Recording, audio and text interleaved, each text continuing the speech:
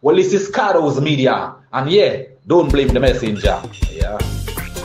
Yo, you don't know, this is Trilogy, straight out of Dominica, and you're tuned in to Cardo's Media. Don't blame the messenger. Boom!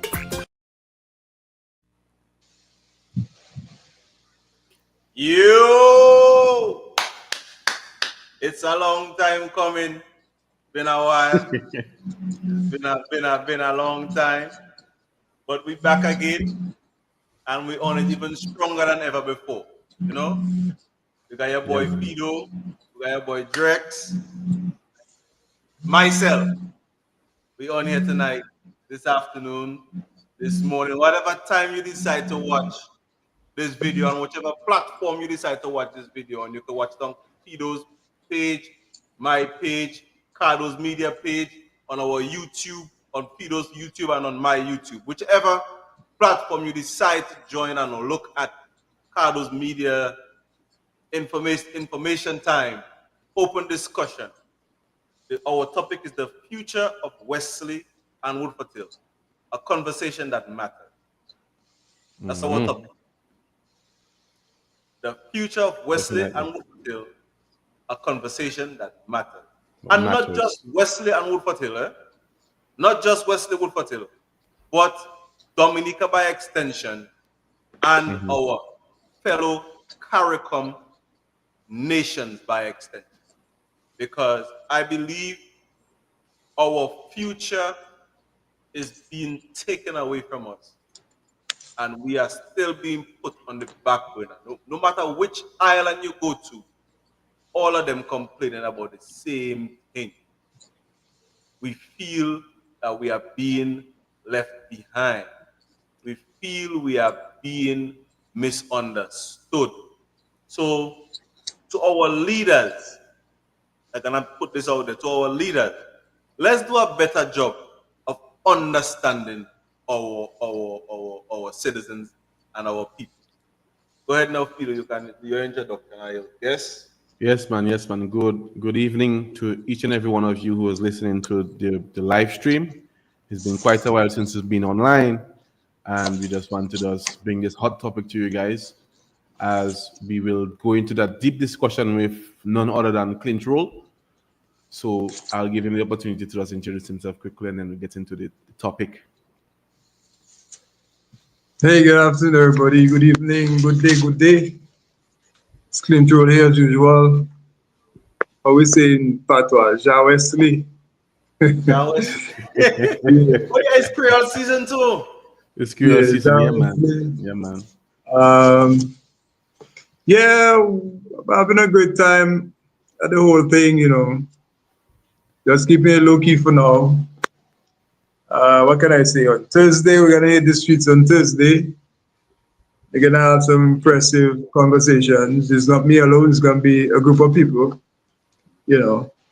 And yeah, we have an important project for the constituency, which we intend to bring out on Thursday evening. It's gonna be very impressive.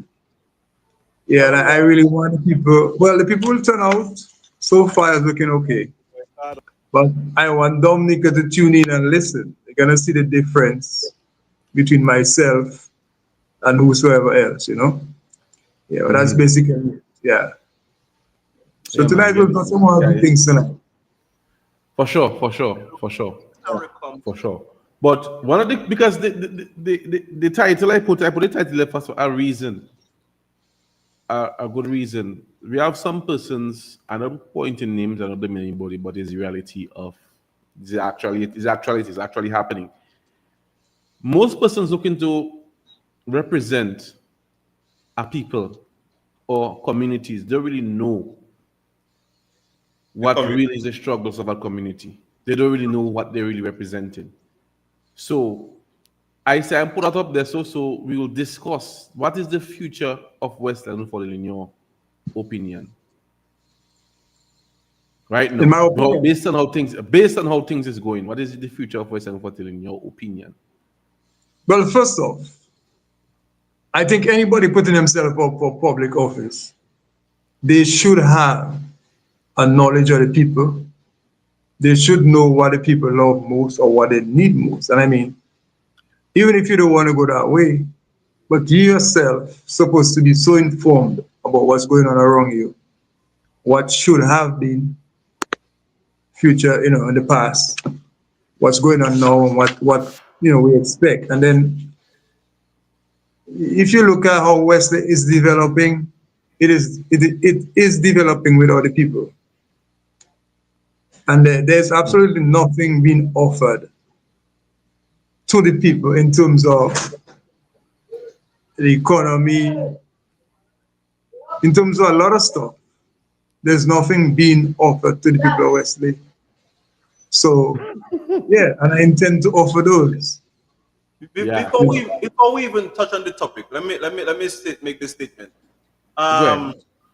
Melissa, Hurricane Melissa, and Zone Rouge went through Jamaica, Haiti, and Cuba, and we have two CARICOM islands who got affected, which was Jamaica and Haiti, and we also have a partner in Cuba as far as helping a lot of our CARICOM nation in their development. So I would like to send out my solidarities, my condolences, and my heartfelt sympathies to all those out there who have lost people in said hurricane and who has been affected by the Hurricane Melissa and Zone Rouge guys at the same, and her snipers at the same time. You know what I mean? In a joking manner, but at the same time, in reality, those who did get affected by Hurricane Melissa, I would like to show my solidarity and my support to them. Because Definitely. It could have been us. Yes. When it was us, a lot of us reached out to people all over the world for help. So I would expect that if we can help on a governmental basis or on a personal basis, help who you can when you can. So that's what I had to say on that aspect. Yeah, man. I support that as well. Just reaching out to the guys in the comment section. Donnie say he's thinking of running. So if everybody running, then who are we gonna? Who gonna win? Are we I'm Pali Sotti, just big up the guys, and then big up Wagocado. They say Wago guys, Pali Sotti with their pull up. We're also gonna have a serious conversation right now there. So the topic of the live stream is the future of Western WoodfordHill, and we have Mr. Clint Roll, who is an independent candidate going up. So we're just having a discussion with him.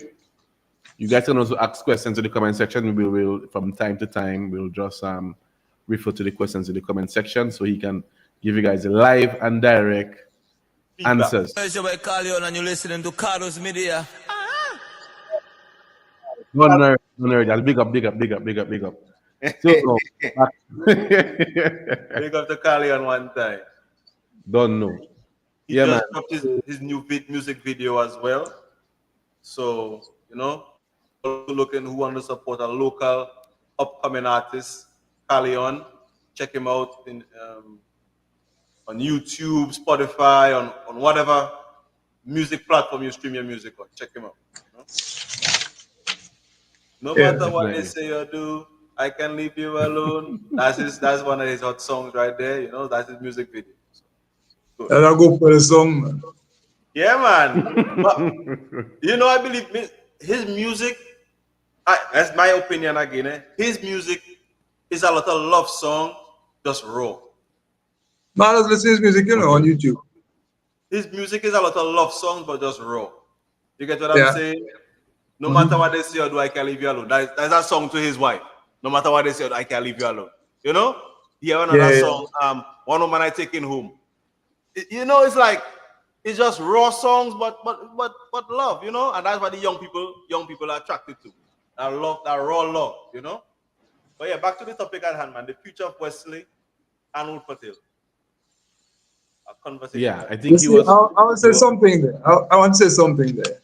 2-3 years back, we've been on a mission to really make people aware of what already happening around them.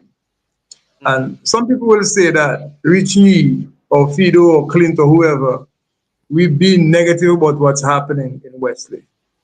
To some extent, yes, we can say that. But I really want to say that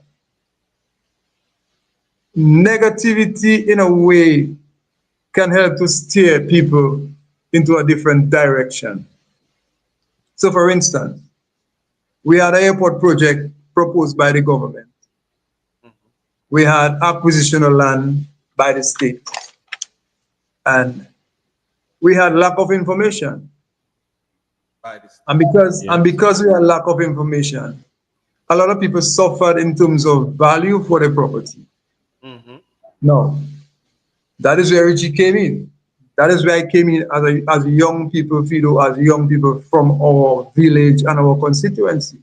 And there was nothing wrong in that, in us stepping forward to enlighten people as to what to expect and what happened around them. So we stood there and we see a project making its way. We don't know how long it's going to take. But at the same time, we ourselves, there's nothing offered to us. Notwithstanding the fact that we didn't get the jobs we were expecting to get. We didn't get the kind of money we were expecting to make from that project. That is one deficiency already. But there's another one looming. And the other one that is looming is the fact that other people is going to come to Wesley and the WoodfordHill area and the Calabish area and Margaret area to fill the void. And now what is the void? The void is our own personal development. And for the life of me, we running around politically and our sole intention is to curse one another. And we're not educating people. We're not educating people as to the way forward, as to our Richie development or our Fido development or our Clint development. We're not doing that. So in other words, we out there spilling garbage, try to bring down one another, you know? That's why we do it. We're not in a situation where we're trying to harness different ideas so we can bring it to the people and say, hey, look, this is that. Look what it's supposed to be. We're not doing that. And that is where I want to see us going. So that is why over the last couple of months, I've been having conversations with people I went to school with. And mark you, some of them have PhD and master's degrees and whatever the case is. Yeah. And we've been having conversations as to the development of our constituency and by large Dominica. So that's why earlier I said we have a very, very impressive project for the Northeast and our constituency. And I will deliver on it on Thursday evening. That will set the difference between me and the other people. You understand? So what's going on Thursday evening? Well, Thursday evening we have a couple of speakers. The media will be there. We have a sound system. There will be people selling things to eat. Well, in the area we're gonna be, there are bars already and stuff like that. So we have people coming in from Castle Bruce, from the Carib Territory, from Margaret, Wesley, WoodfordHill, Calabishi. You know, Again, I was able.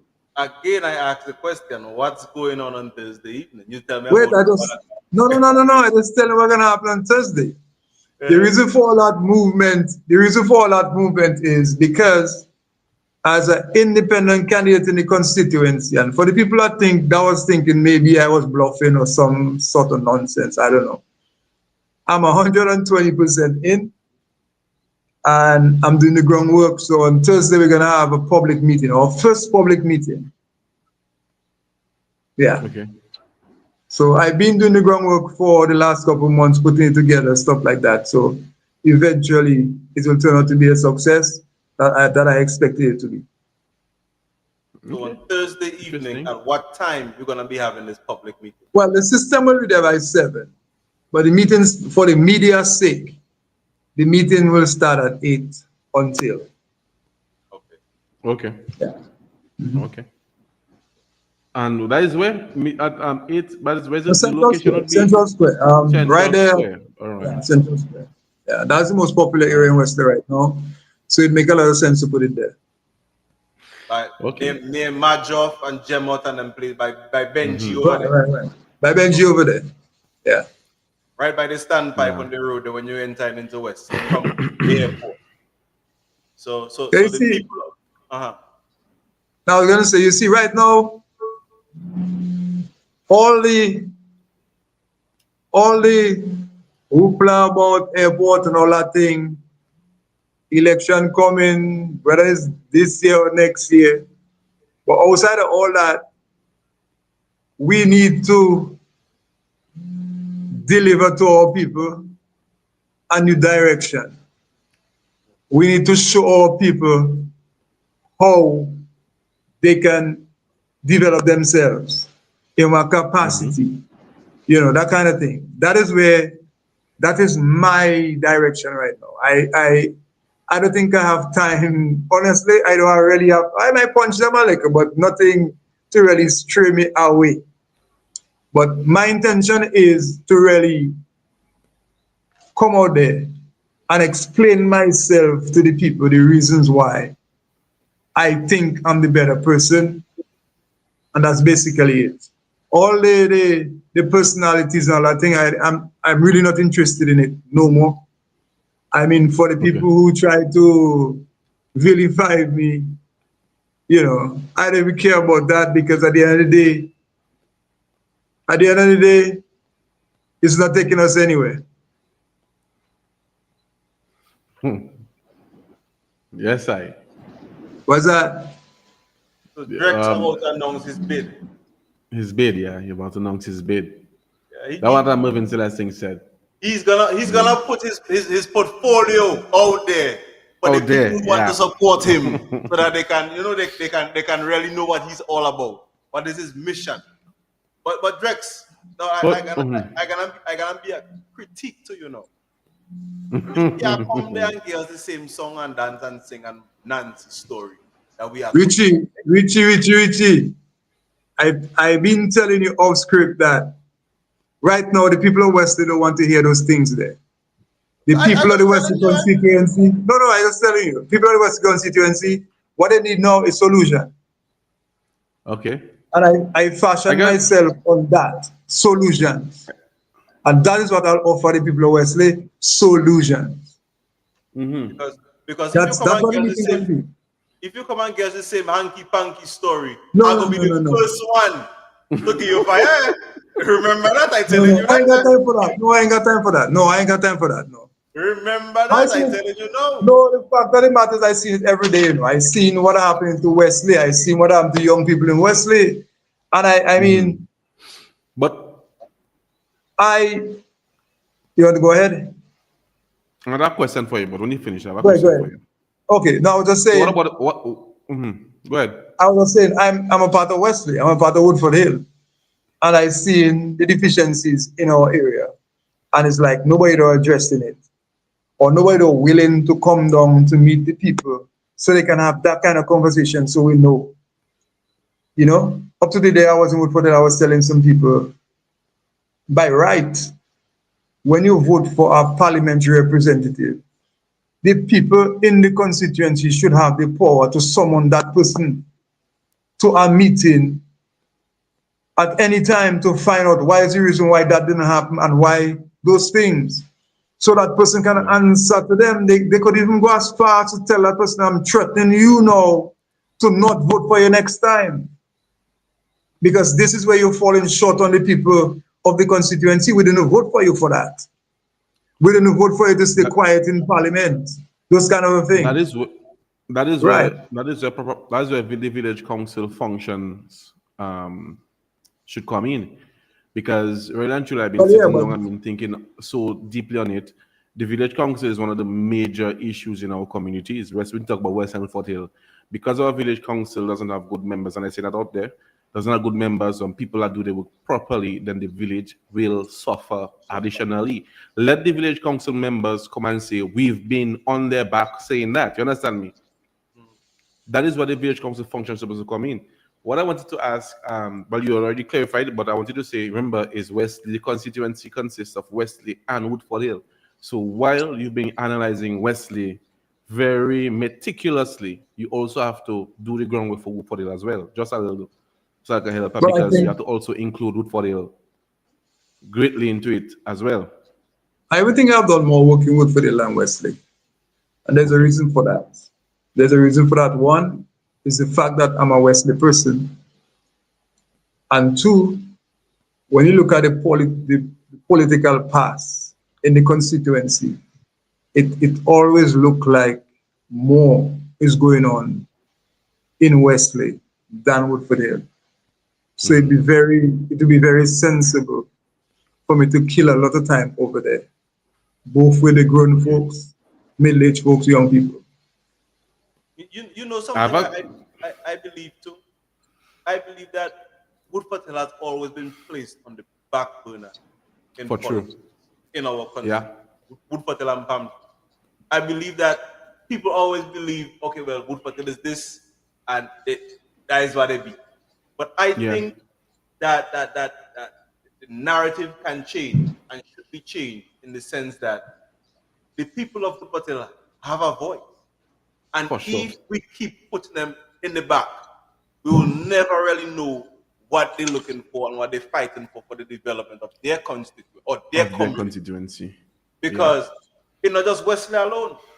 And every time we put more focus on Wesley. No. That is the truth. That is the truth. No, I mean, I've seen it, you know. The only time I see Woodford Hill ever had real representation was when Peter Carbon was in Parliament. That was the only time. The fact is because he was from that village. Exactly. So again, we keep on neglecting the people of that said village. And that can't be. Go ahead. No, it was the same, it was in the same trend of thought, you know? It was in the same trend of thought. I have a solution moving forward, but I will not just put it out there anyway for people to try to utilize it and then fail. You know, I want to ask Drex, what is the solution for that? Well, it all depends on what angle you're taking it. There are solutions for trade. There are solutions for agriculture. There are solutions for the physical development of the constituency itself. And there are also solutions for sideline developments based on the project going on down there. Those are things I'd explain in depth on Thursday. Yeah. All right. Look, Mr. Celestin, have another thing that's for you. Just look at it and respond to it. He says, so you come in as a concerned citizen that have a plan for a way forward. Oh, yes. You can guarantee you that. I want to ask you this question, and I want you to answer it. If you hear straight and correct, you can answer the question. With things, how things running now for Wesley and Woodford Hill, what can you see is the future for Wesley and Woodford Hill with the current systems in place, with the current representation in place, with the current government in place? Well, we can start with the young people. Go ahead. I believe, when I say young people, I don't mean only people that are teenage and early 20s. I could say people, let's say 55 and down, because they still have the energy in them, you know. I talk about people that have the forward mobility and the willpower to do certain things and they are not being, you know, nothing is done to really help them. So, for instance, let me say I can go off a little bit. Look at trade. What has happened to trade in Dominica? Pretty much nothing. What has happened to enhance trade in Dominica? Pretty much nothing. And I can say that at will because I'm a part of that. And then I can go on to tell you the ways in which those things could be done to enhance young people or able people to make a difference in the constituency. So that is one. In agriculture, I can also tell you that. I can veer off a little just to show you. Example, for the last 50 years, or let's say 45 years of my life, I've been knowing Dominicans trading agricultural products for food purposes. Question, why can't a government look at markets where we trade for manufacturing in the short term? Why can't we have a government that is so proactive? That is so proactive. I can stop you. I can stop you because I want you to answer the question I asked. You're giving me solutions. You're giving me your little plans. I don't want your little plans. I want your observation. With the current systems in place, what is the future now for the people of WoodfordHill and Wesley? Well, I was just explaining that to come back to answer your question. So the future would be to put all those things into perspective. When I say perspective, I don't mean Vicky. It's a serious program. Put all those programs into perspective, and then you apply it to whosoever would be willing to get themselves involved, and that would make a difference. Let me think I can answer Peter there. I don't see a good future with the current system that I'm. That is it. The future that we have. It's very obvious, Richie, because what they have now, if we're looking for a future in it, there's none. Practically, there is a future, you know, but it's not a good future. I can't tell you why there's a future, but not a good future. If you look at, it's a bad example, but it's an example anyways. If you look at a young man in his prime days in primary school, you say, boy, that look a boy that's looking to grow up good. Two wrong influences, wrong friends, and he end up on some hard drugs. He has a future now, and why is this future? A very bad one. Reason being, I suspect, my observation, you have to be able to point the people to the different outcomes. If we take that road, and if we take that road. You understand me? Yeah. I believe so. That is only how I believe we'll be able to reconnect with our people right now. Because we have to take them down that road and that trend and show them what will happen, and then take them down the other road on a different trend. Show them what's happening. So I wanted observation. I want you to pinpoint. Let me ask good night. Let me ask this question before we even continue. With the current community, our communities right now, with the current influx of young guys sitting on the roadside just smoking, what kind of future do you see? Nothing. I mean, there's really nothing wrong in people smoking. I'm not against people smoking. Yes, there are disadvantages in health when it comes to smoking. That is something we'll have to educate them about. Some of them know. But it's not really about the smoking alone. You see, you need to get your young people occupied. And you don't just need to get them occupied for occupy's sake. You need to get them occupied in a way that they can make a difference to themselves and to the development of the constituency and Dominica. When you can do that, that will make a difference. That will be a future. That'll be something futuristic, right? Yeah.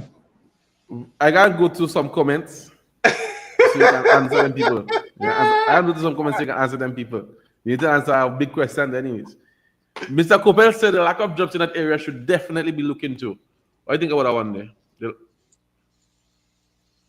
It's not necessarily a lack of jobs. We have to understand what we're really talking about, because let's go back a little bit.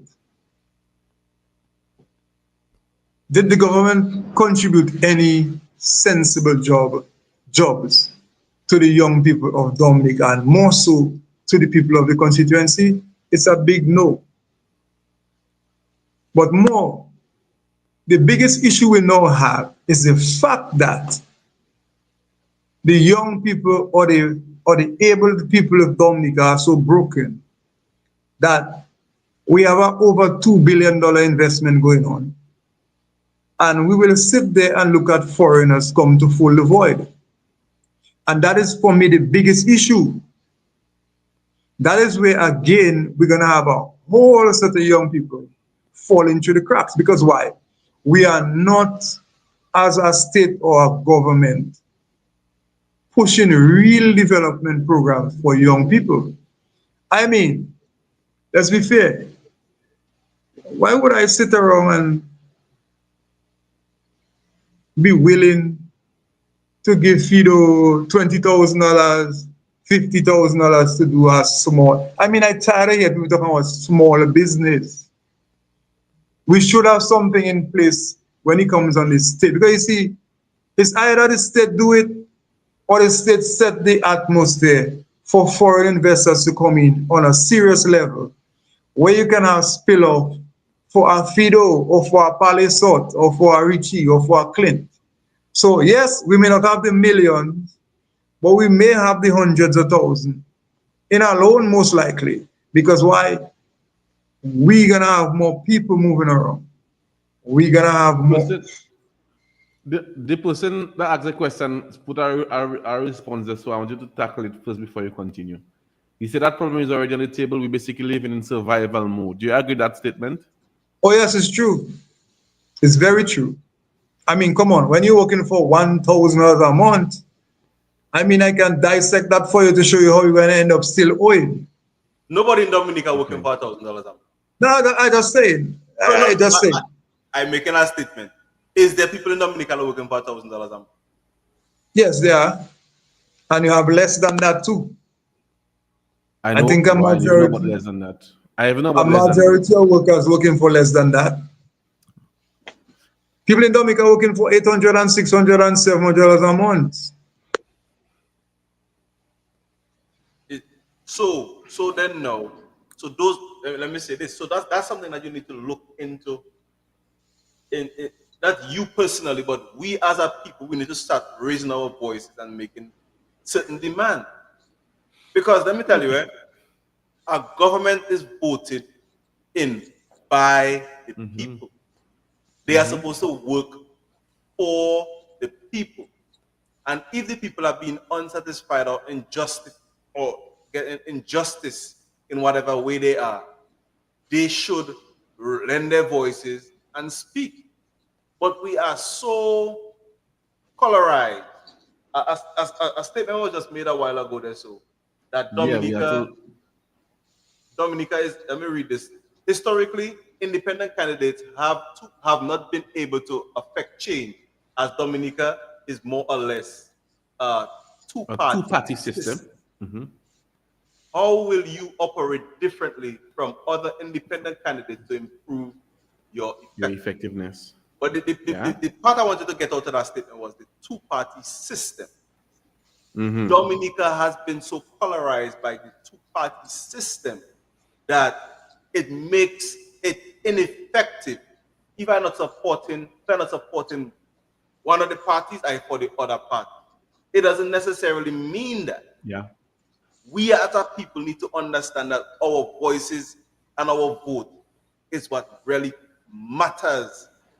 Because you have, if one man don't do what they're supposed to do, you put them out and you get somebody else to do the job. And if they don't do anything, you get them out and you put somebody else to do the job. But we so colorized and so fool, and a man gonna come and buy us for $100 or $500 when that is nothing. I have asked. Okay, go ahead. Answer it and I have a statement to make. Yeah, well, up to today, I had to explain that to a few people because people really want to understand the reason why I decided to go back as an independent. Now, my explanation was very simple. We're going to move away from the people I was talking to. I'm talking to you now. We have been wired to follow a party structure. And that is not something that have 10 years. That is something that have over 40 years. Okay?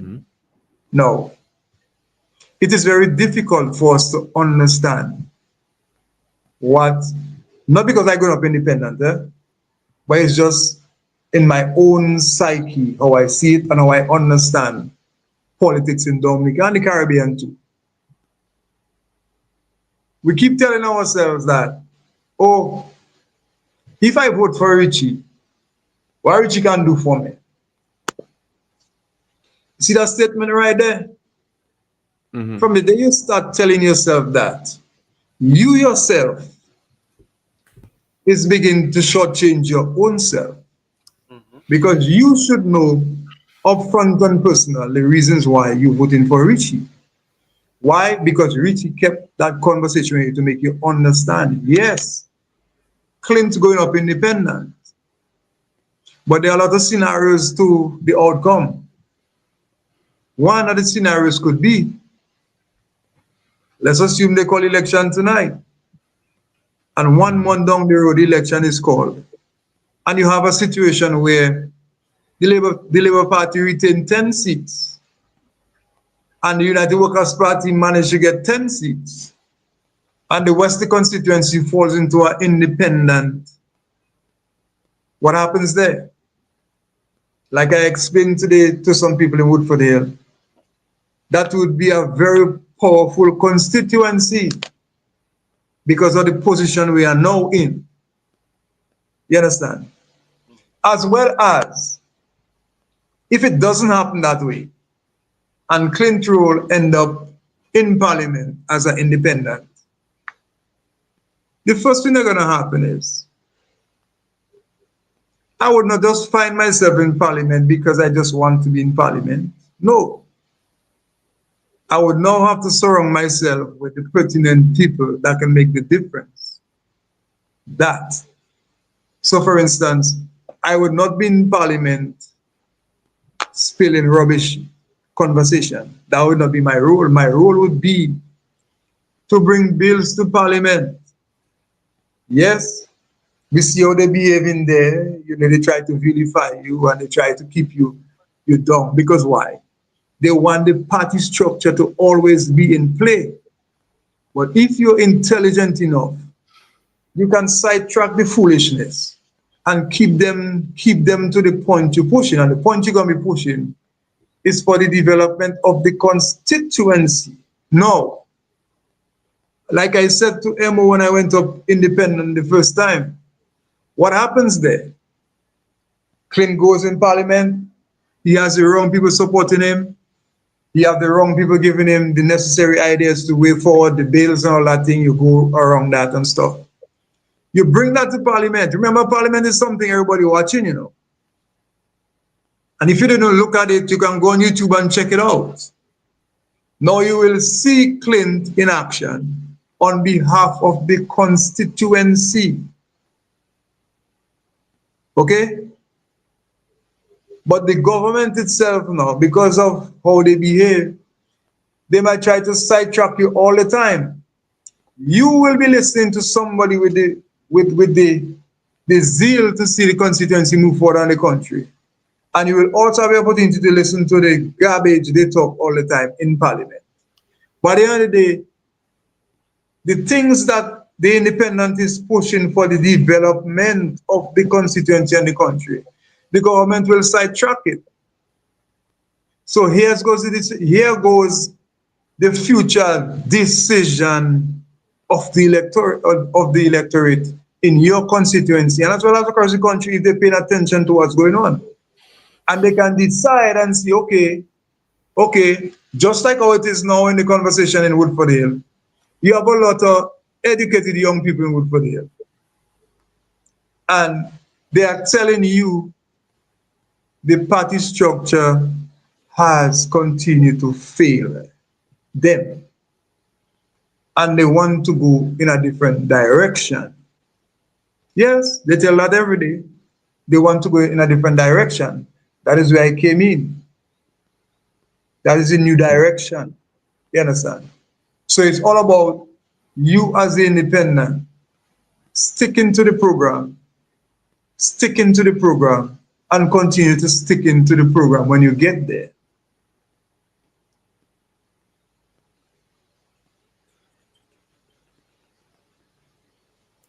All right. During the fest season, I had a lot of interactions with our Lucians brothers, and we had discussions about the minimum wage between Dominica and St. Lucia. The minimum wage in St. Lucia is $6.52. Hear me? Minimum wage in St. Lucia is $6.52. And when I expressed to them some of our salaries can be $13.50 if we do good, they say they could never get that. Which means either the people not settling for minimum wage or the employers are paying them very well. Wait, before you continue there. So you said that the minimum wage is $6 and something cents, right? 52 cents, yes. What's Dominica's minimum wage? Currently? $7.50. So, and that we just raised our minimum wage. So why is people leaving Dominica and going to St. Lucia for work? Because the pay rate is higher. The pay rate is higher. The Lucians told me they would never settle for $7.52 or 50 cents. They would never settle for that rate. So tell me now, with that information in mind, tell me why St. Lucia seems to be getting all of our brightest minds. Why? Is it people there? It's always settled for. You see, sometimes I can expatiate a little bit about that. Yes, pay rates would be one of the things that would attract people. Because just imagine Dominicans making $10 an hour. Then, people from the other part of the Caribbean are going to say, boy, let me see if I go Dominica and see if I can turn some money. But at $10 an hour, they come here, but there's nothing. You understand? There's really nothing for them to really do to continue to make that money. So they might bypass Dominica and maybe touch on in Antigua, where there's $9 an hour, but there's activity. Without using that scenario there. If you have a country that doesn't have people, and the reason why it doesn't have people is because no reasonable activity is happening in the country, then you can imagine the people will leave. The people will bypass the country and go somewhere else. And that's it. St. Lucia have a vibrant tourist economy. St. Lucia has a practical agricultural economy. St. Lucia has a vibrant finance economy. They have a lot of financial things going on over there.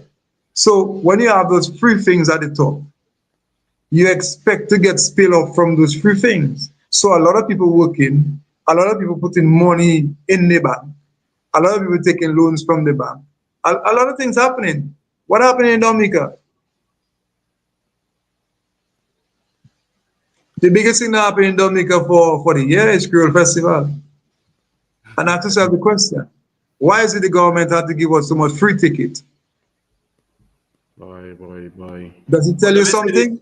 As you touch on that topic there, big up to the managers and the directors of the World Creole Music Festival for 25 and 25. I think you guys did a fabulous and I don't know the word. You have put on a very it was well done for the 25 and 25. Good production. Yeah.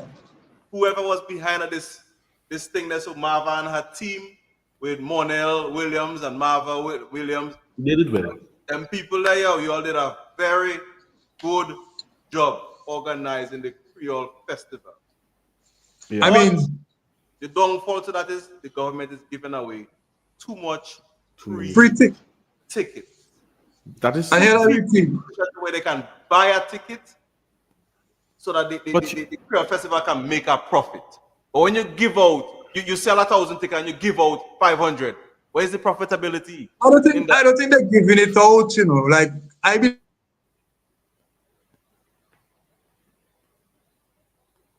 We lost Clint, man. Drex. We might have to check his may I check his device? Check your device.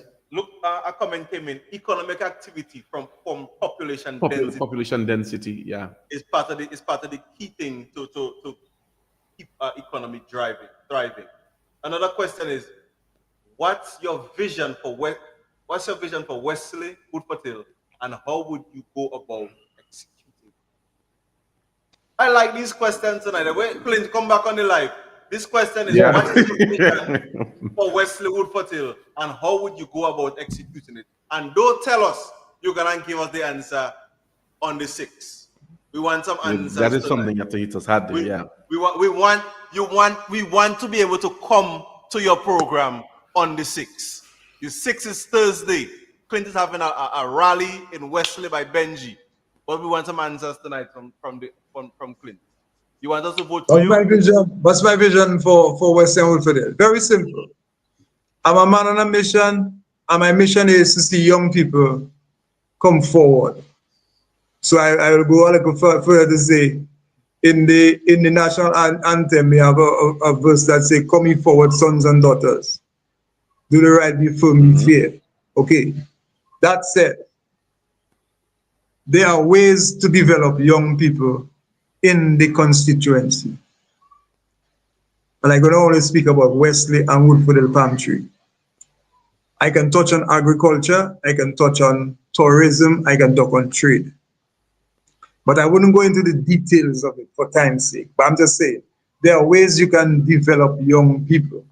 But you, when I say you, I talk about me, as somebody elected, would have to foot the bill. I would have to be in a situation where I can say, let us put that amount of money there. Let us put that training over there. Let us make that development easier for young people to access the finances, or, you know, that kind of a thing. So for instance, you might be involved in fishing. What do you need for fishing? So I exist in a government. I would want to see the government go overseas, get the technology for whatever the young people need for fishing, so we can practice it here. So let's say boat building. If we get the technologies for boat building, we can come back and train young people to build boats, what different type of boats they have to do, and make money. By doing that, you have another person from the constituency getting involved in sourcing materials for boat building. So somebody can live off that too. By doing that, you have fishermen utilizing that kind of development in a better position. They can stay outside a little longer. They have more space on the boat. That, you know, based on what you do. So anyway you watch it, for fishing, you're gonna have more people involved in an amicable way. As well as for fishing, we're talking about storage. We're talking about marketing of what you caught. You can have national marketing, you can have regional marketing, all these are available. But the government will have to make those things feasible for young people to develop in that way. Another way, I'll use agriculture. The government has to, at all times, how you say, bait young people. We can use the term there, to bait young people to get involved in it. How do we do that? By doing that, you can share responsibilities with people who procure materials for farming. So let's use an example. Let's use Boss Enterprise, Wesley. It would be very intelligent for any minister of trade and agriculture to go to Boss, and maybe finance too, to go to Boss and have a sit down with the paperwork and find out what is the, let's use fertilizer. What is the profit margin Boss makes on one bag of fertilizer? There's a reason. We all know we're trying to capture young people to develop themselves in agriculture. So we're using fertilizer as one element. So The government could take an initiative and go out there and procure fertilizers. But if the government comes back to Dominica now and give Fido 100 bag and give Richie 50 bag, what happens to Buzz? Buzz bringing in fertilizer too. So what's going to happen is Buzz fertilizer going to stay on his hand. But can the government work in tandem with Buzz? Yes, can happen. And how that can happen is we go to them as the fans, Rudolph Thomas, or any way they do it in Dominica.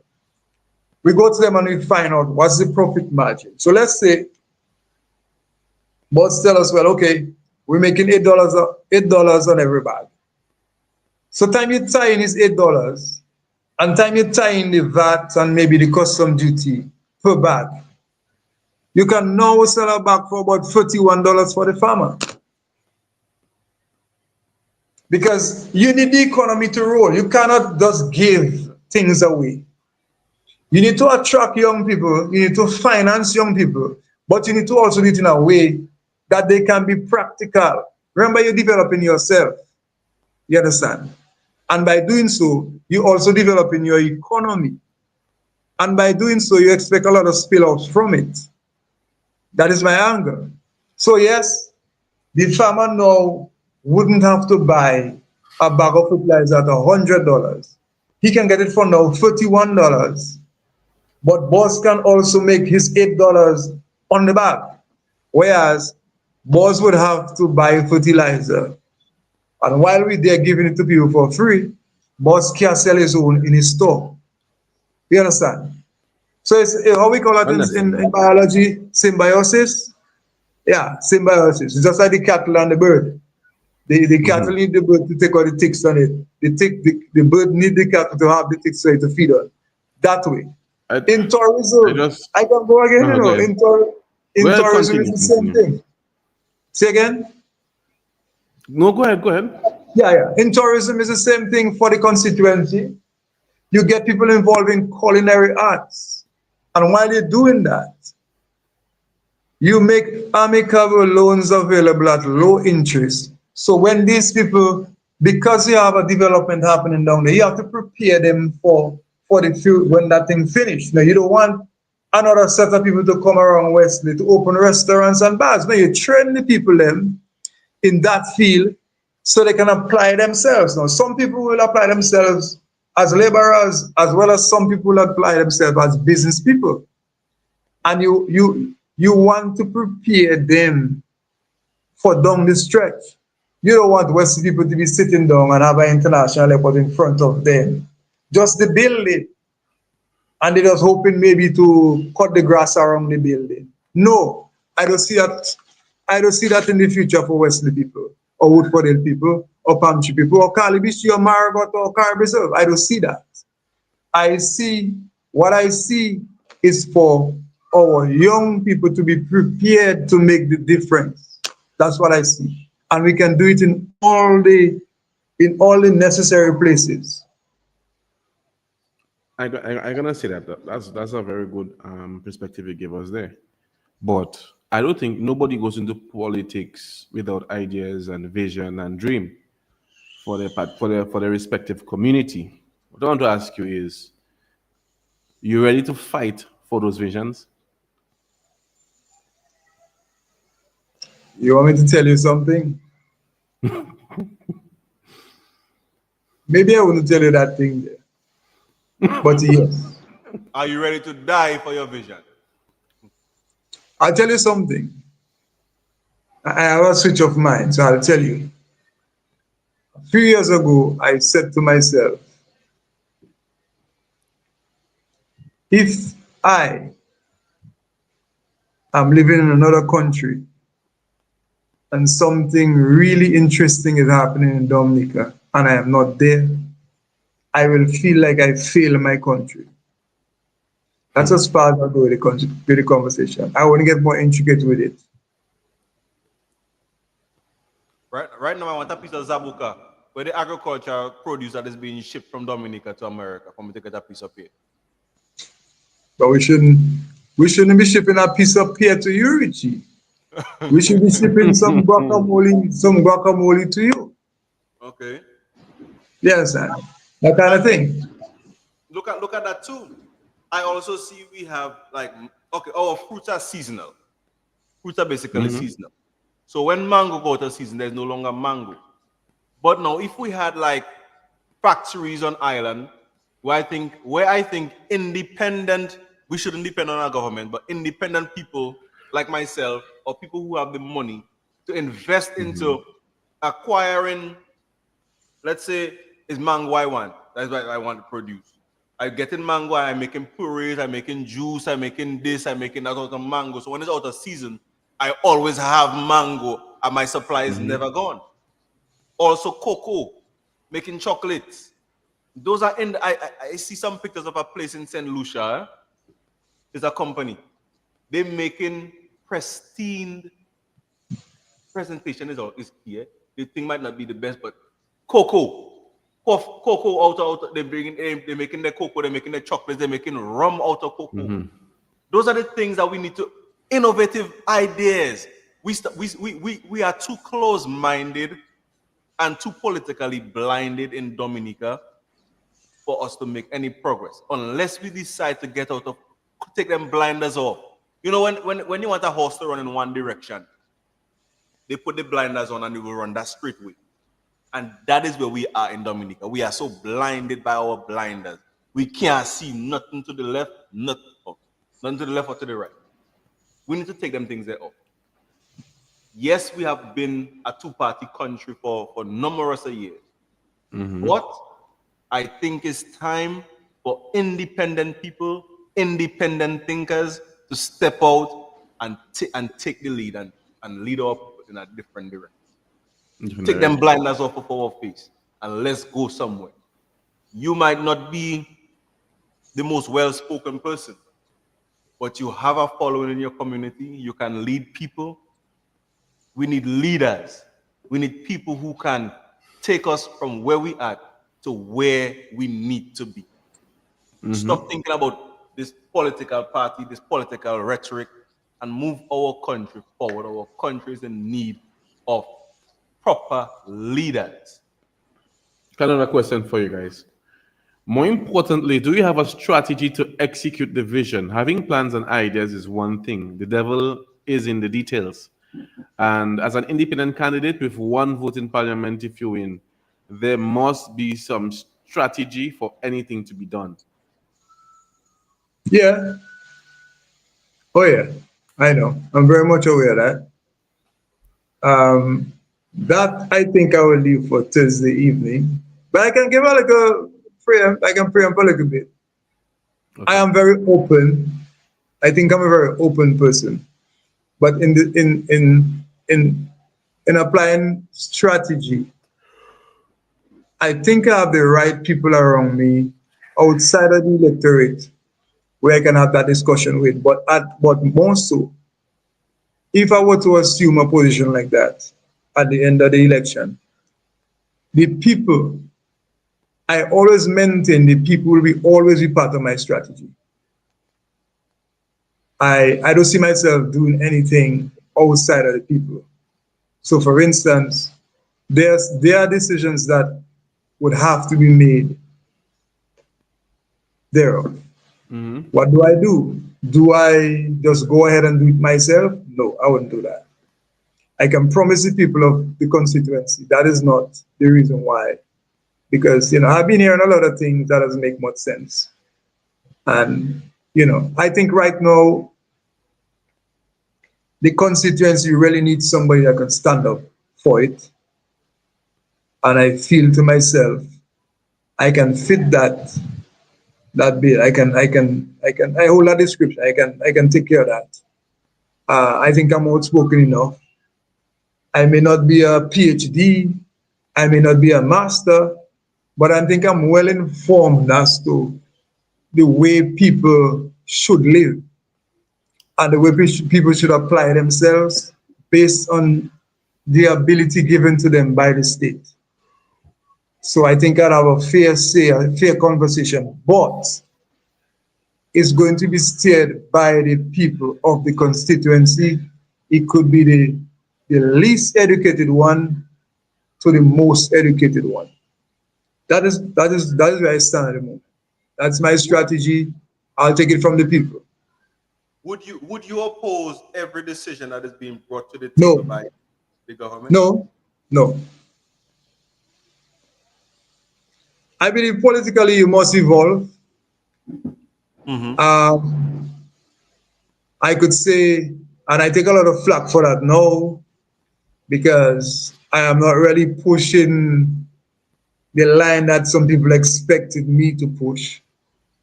I come away from that. I kind of come away from that because at the end of the day, yeah, I could give red blows and I could give blue blows, but think of it, where does that take us? Nowhere. Will it solve the problem? Maybe, maybe not. I don't know. But that's why I tell you, my campaign is based on solutions. And I'll keep it there for now, solutions. I don't have no time to give nobody too much blows. Yeah, you can jab now and then, but I think it would make a lot of sense to be really getting in the focus of the people, feeling the vibes, and then you can bring out the cure for the problem. And then So you have the cure? I think so. I think so. I've been sick for a while, Okay. I've been sick like the rest of the community for a while. I've been suffering the same blows like the community for a while. It's just that while some people might be scared to come out, I am never scared to come out. So I prepare to make a difference. And a lot of people in our community are scared. A lot of people in our community are scared. Of course they're scared. A lot. Let me tell you something, Fido and Richie. It is very clear that there are a lot of people in Wesley who are not satisfied with my move, and then you can understand why. Okay?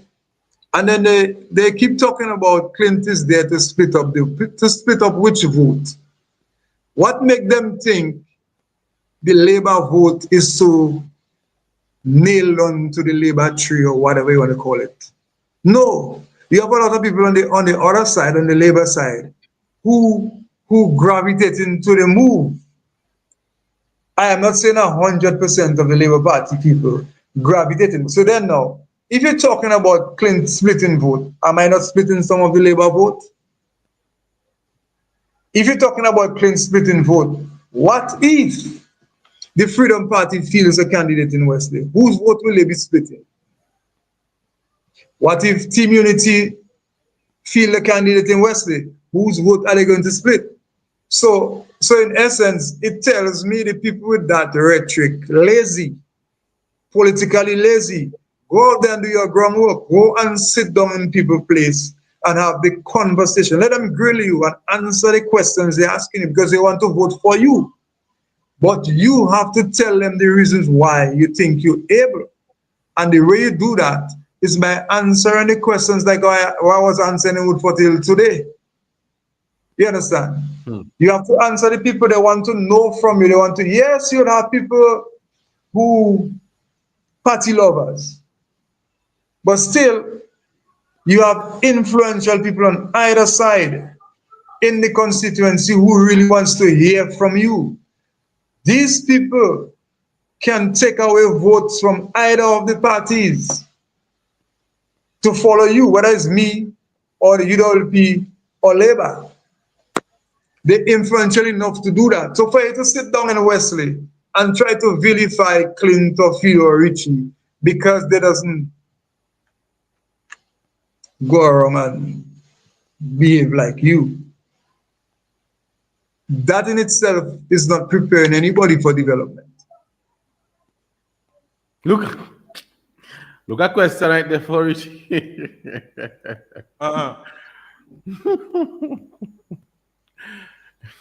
Rumors. Yeah, rumors that, man. But let me ask you, Clint. Yeah.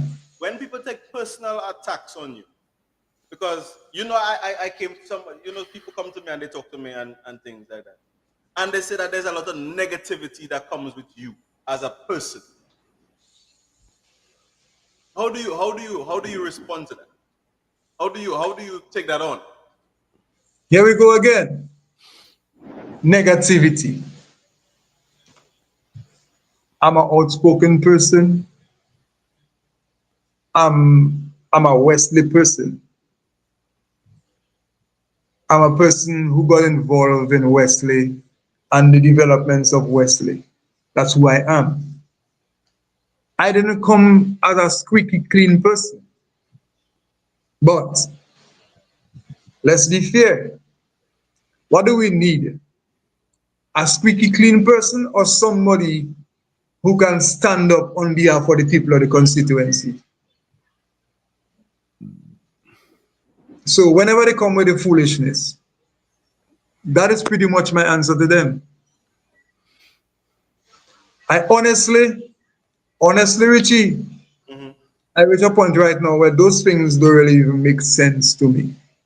Because at the end of the day, how many people in the constituency you hear saying those things? And how many places in the constituency you hear people saying, repeating those things? I can tell you, only 2 places in Wesley. And I can also tell you, there are not much people listening to the foolishness. Young people need somebody to give them a difference of direction. And it doesn't matter whether you're squeaky clean or not. It has to do with your ability to move them from point A to point B. Now, can I do that? 110% yes. Something that keeps coming up in the entire comment section that we've been going through for the night is, what plans you have for the people of West? Yeah. In terms of creating jobs, generating wealth and opportunity. This question has been asked maybe how many times so far already? You want to know my plans tonight? What are your plans? So, they want me to pray out there? They want me to open it up. Okay, you see, I'll brush on something. Okay, there's a project we've been working on for the last period of time. And it has to do with the St. Andrews area in terms of development in that area. Now, that development will enhance, will bring out a lot of things. Like, for instance, there will be training centers, there will be nightlife, there will be apartments, there will be small hotel facilities, there will be training, sports training, there will be agriculture. When I say training, I talk about agriculture, we're talking about plumbing, electricals, the kind of stuff like that. I will break it down for you on Thursday. I don't really want to go into it in detail now, but it's like an overview. That is what the project will look like. That is what we will fight for, to help us to be in tandem with the development happening down there. Outside of the other things about agriculture and manufacturing and tourism, that is a master project I and other members of my team have put together to let the people of Wesley know, hey, there's something down the stretch, something that makes sense to the people in terms of forward movement. I'm not gonna come there to tell you why Stop saying Wesley is a constituency. The constituency. But it's more than a constituency. I think I talk about from Carib territory all the way on to Calibishi. It's not necessarily Wesley, because we need other people coming through. It's a lot of things, and we need that to happen in our constituency. That will make the difference. Okay. But I'll detail it better for the person that want me to tell it. Derek said it's a lot. It's a long story. If I start it now, I need another hour to explain the whole thing for you. Okay. So just tune in on Thursday evening, and you'll see me. I'll break it down for you, like the way you want to hear it. Let's switch gears for a second here now. I want to talk about something that is affecting CARICOM. Something that's affecting the Caribbean. Something that's going to affect all of us if it continues. The current situation in Venezuela with the United States presence in the Caribbean Sea and being on the borders of Venezuela looking for drugs and for trafficking of people and stuff like that. What are your thoughts on this whole aspect? Has CARICOM failed the people in the Caribbean?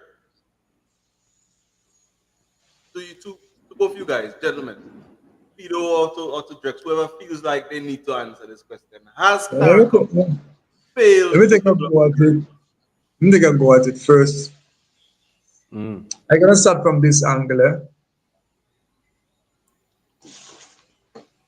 When Trump ran for election, he said his headline was to make America great again. But by doing that, we had all this taking people and send them home and all that stuff and preventing people from entering and all that stuff. I think that is what is really in play. And I honestly believe the American system is now, what they're doing is they kind of want to get a sense of the Caribbean because they was really out of touch with the Caribbean in certain aspects. And this is where CARICOM had to come as one. But we also knew that because of our stance in trade, whatever trade it was back in the 90s, coming up early 2000, a lot of things didn't favor us. So it forced, we were not creative to deal with that situation. We couldn't evolve with it. So we ended up on the receiving line. So a lot of things happened. And we can say there were good things, but at the same time, when it comes to bureaucracy and diplomacy and all that kind of sea and whatever, our governments did not act in good faith when it comes to the people. And I can tell you why. Look at Alba. We had reinvented Alba. No. You see what is happening now. When we join Alba, there's a lot of things that come out of Alba. We get oil cheaper. They campaigned and they told us we're going to get cheaper electricity because we get cheaper gas or cheaper diesel. We're going to get cheaper fuel at the pump because we get it cheaper. Did that happen? No, it didn't happen. But more so, what it did to CARICOM is what they're reaping today, because now we, as regional government, went in bed with Venezuela. So today, let's use my country in particular. Dominica is caught up between a rock and a stone. Why do I say that? Dominica is part of CARICOM, but Dominica is an active part of Alba. I even believe Dominica even more front and center than the rest of the islands in the Alba arrangement. So what do we expect? Do we expect Dominica to join CARICOM? Or do we expect Dominica to join Alba? We don't know what they're going to do, because why? We went all in. Because why? Another government was assisting us so we could help ourselves. So now we in a situation, look what happened with Trinidad. Trinidad is part of CARICOM. The US want to get involved in that situation there with Trinidad. And then the rest of CARICOM is not assisting them. So you see all what are going on? Trinidad want to bail out the CARICOM. Do I blame them? No, I don't. Why would you want to be in the same room with me and Richie Fido, and you asking us for help, or at least for advice, and we pulling away from you, what do you do? Or what do I do? Or what do Richie, what Richie gonna do? Does he want to stay in the same place? I agree to Trinidad. Bail out. Peter, give us your ideas on that question. I have a little way of thinking this, it's another thing awkward. CARICOM was essentially formed to encourage economic growth and economic development between our member states. Yeah. But how can CARICOM be effective when our economy is in a devastating state? If the countries do not plan to integrate or use CARICOM for our benefit, how can CARICOM be beneficial to us? I don't put the blame on CARICOM alone. I am different. I don't put the blame on CARICOM alone because CARICOM was there to enable us to have economic development and growth between each other and trade between each other. But if the particular country not planning to integrate properly with other countries, then how can I blame the system put in place to help us? I just say half and half.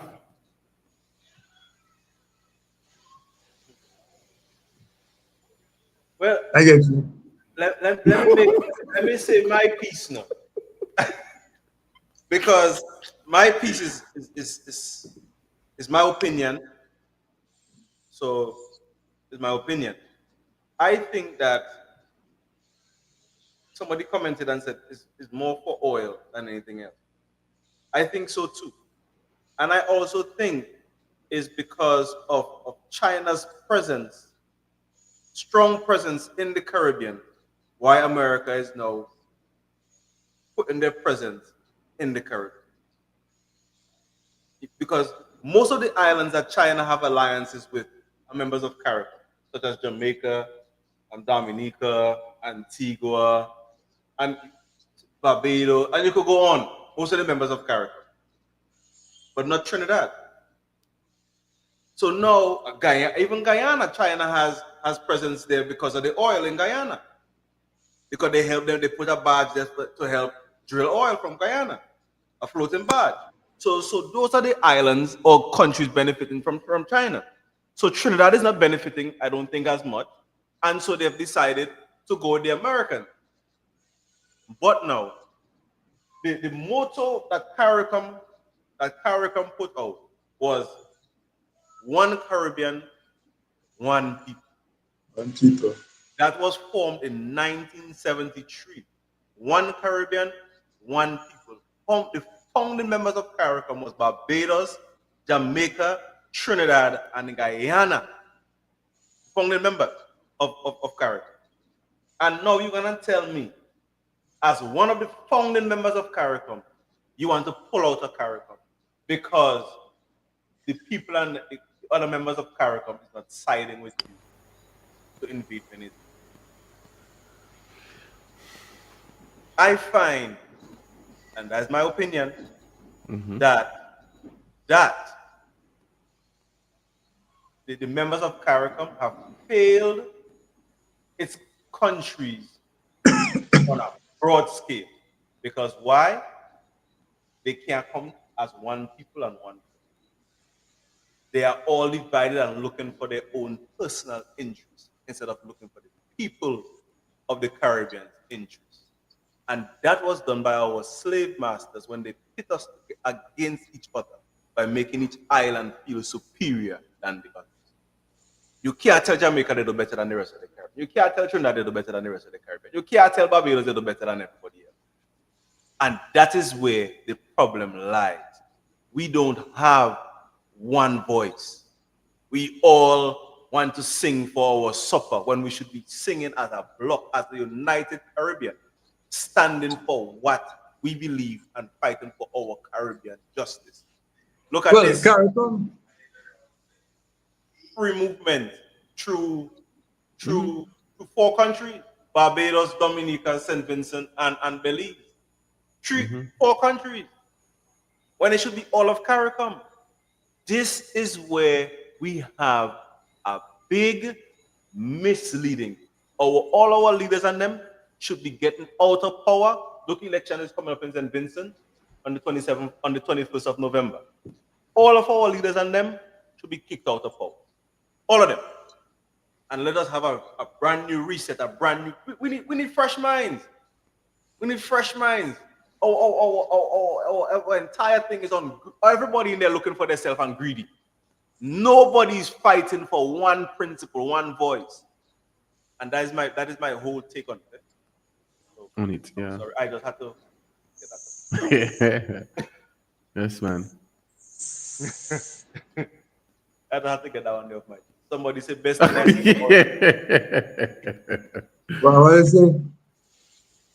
Because that's the best thing you said all night, bro. Yeah, because it's very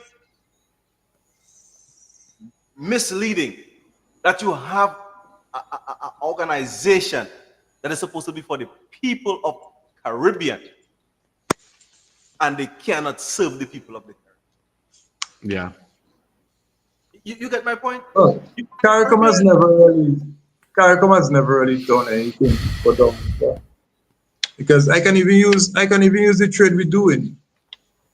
CARICOM, the only thing that CARICOM maybe are our tariffs, you know. They have set tariffs on certain things. They have exemptions on certain things, but that's the only thing. I mean, can you imagine small economies like Dominica, St. Lucia, Antigua and stuff? And they sit together every how many months? And what do they do? I mean, there's no protection. There's no protection from CARICOM when it comes on even trading our natural resources. You have none of that. And then you see CARICOM, some member states of CARICOM, what they do, they sidetrack the rest of the region and they go out extra regional and bring in other stuff to compete with the region itself. Mm-hmm. So it has never been really beneficial to the smaller economies. I mean, you can see it. So I don't even really blame some of the extra regional movements made by smaller economies. All it does, it puts us in a precarious situation at certain time, and this is one of the situations in them. So, yeah, Roosevelt went outside CARICOM and formed relationships with Hugo Chavez, and I understand that. You know, there are ramifications towards it. There are things that are negative parts towards it, yes, and it is showing itself now. But at the same time, when you look at CARICOM itself, CARICOM and OECS, those are two entities in the Caribbean where, like you say, Photoshop. Yeah, photo shoot, that's all they do, photo shoot, photo ops. Photo ops, yeah. And we need to get rid of that. When CARICOM, you remember when Bill Clinton came to the Caribbean and talked about agriculture? Remember that when they wanted to go to Chiquita to get the banana. If CARICOM had stood as a block and said we want America as a market for ship our banana, if CARICOM, not just Dominica or Jamaica, if CARICOM had stood as a block to do that, you don't think we would have still been doing that right now? Mm-hmm. But instead of greed, everybody trying to present their own ideology and their own idea. We as CARICOM member states, and I can say this, whoever listens, whoever don't want to listen, that's it.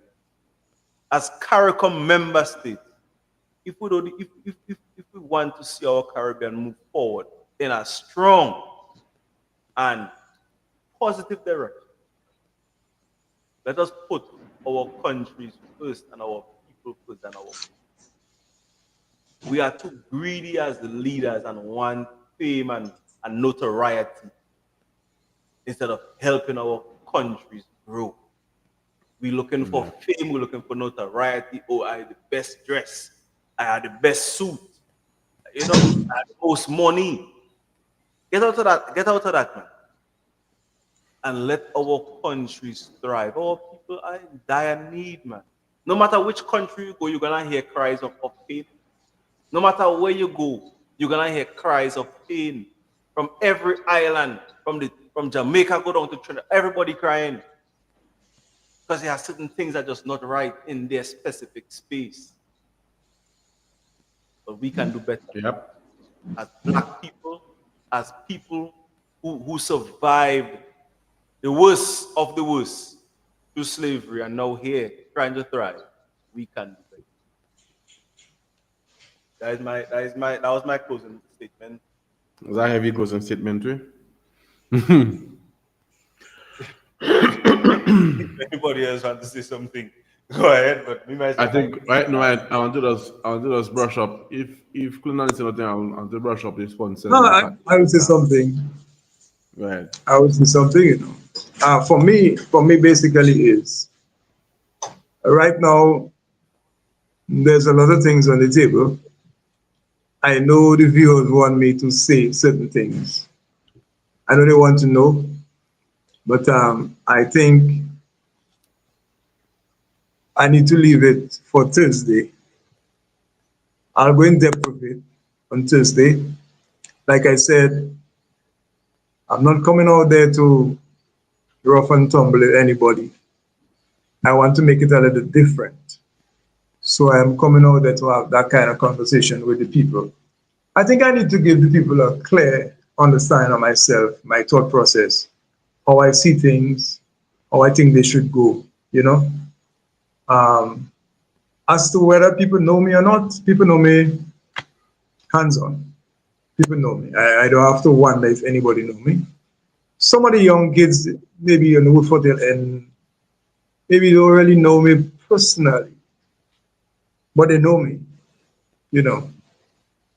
And that's one of the things I'm establishing at the moment, you know. But constituency-wise, I am very comfortable. I can say that. I'm very comfortable. For the people who have a negative idea about me, at this point, it doesn't make any sense.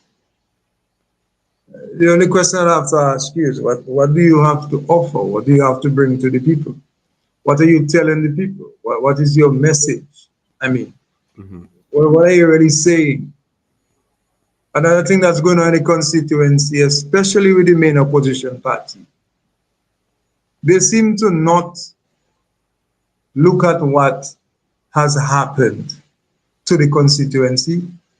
They seem to not look at that. But here they are wasting their time trying to bring me down. An individual who's just trying to see better for Wesley and WoodfordHill Palm Tree. That's all. I just want to see better.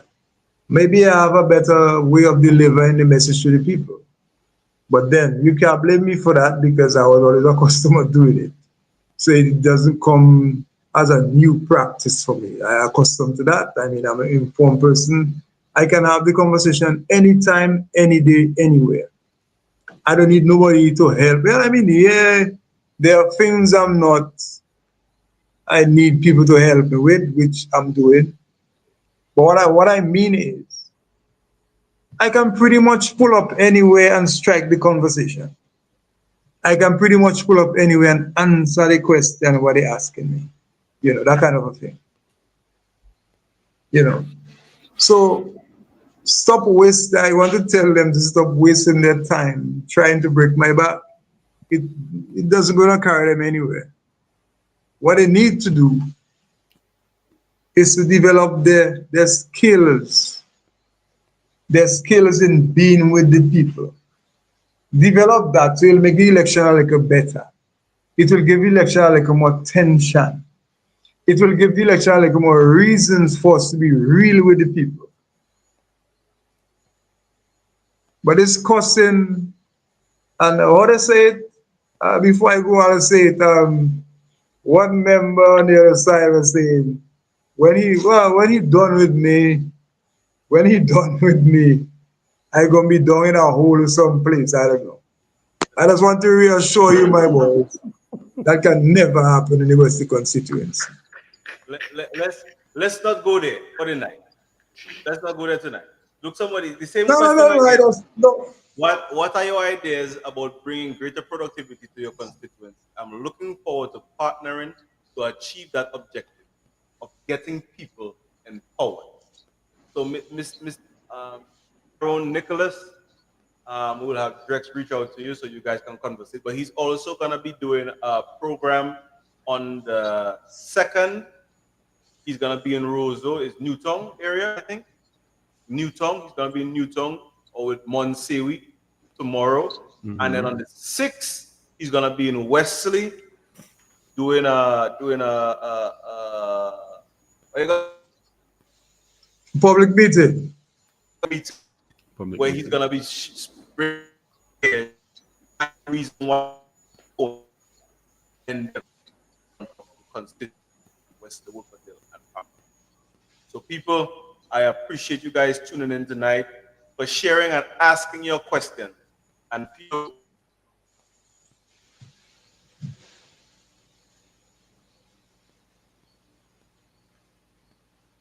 Yeah.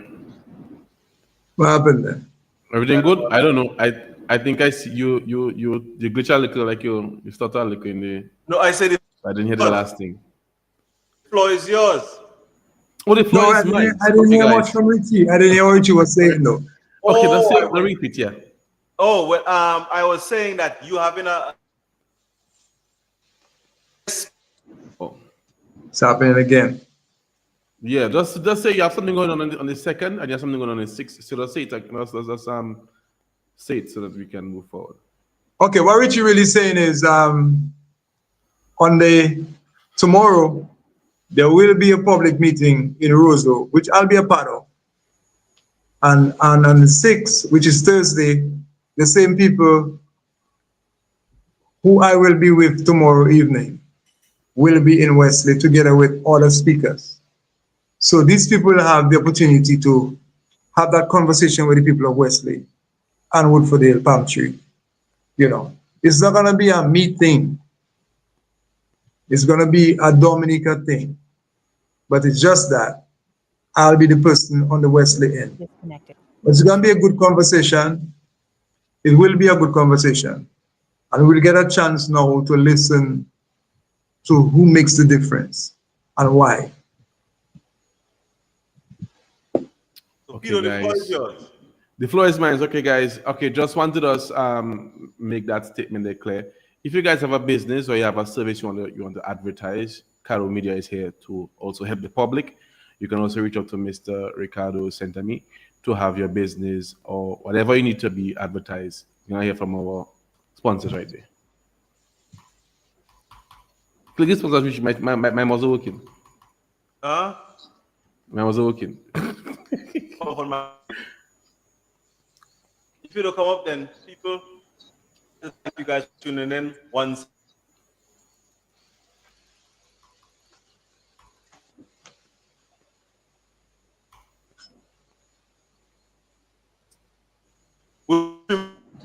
Clint. Something wrong with Richie. Yeah, the network, man. Let me just refresh it quickly. So, can you hear me? Go ahead, let me hear again. We'll be streaming live in Wesley on the 6th with for Drex's public meeting. So tune in and look out and ask questions. Have a All right, pleasant, then. productive evening. Need a hassle-free shopping experience? Let us do the work for you. At Kyron Connections, we offer personal shopping services, ensuring you get exactly what you need without the stress. And if you're shipping to Dominica, we've got you covered. We pack and ship barrels from the US safely and efficiently. Looking for quality products on island? We sell a variety of items right here in Dominica. From scented candles, perfumes, detergents, tasty snacks, nuts, jams, sweets, condiments, grocery items for your daily use, seasonings, and much more. Planning a wedding or party? Elevate your event before elegant tablecloths, vases, table runners, chair backs, chair ties for rent. Visit us in Wesley at Cherwas Cuisine, Main Road, Wesley Village, 1767-617-5894. Also find us on Fonkley Highway at 1767-285-0221. You can also reach us internationally at 134-733-87346. Let us make shopping, shipping, and event planning easy for you. Call or message us today. Caribbean Connections, convenience at your fingertips. Yo, so I had to do this review on this vodka called Boldface Vodka, straight out of Dominica, Wooty, massive stand-up, you know. Trying it out was a very good experience. This flavor was lovely, smelled good, tasted great. Boldface vodka. Add this vodka to your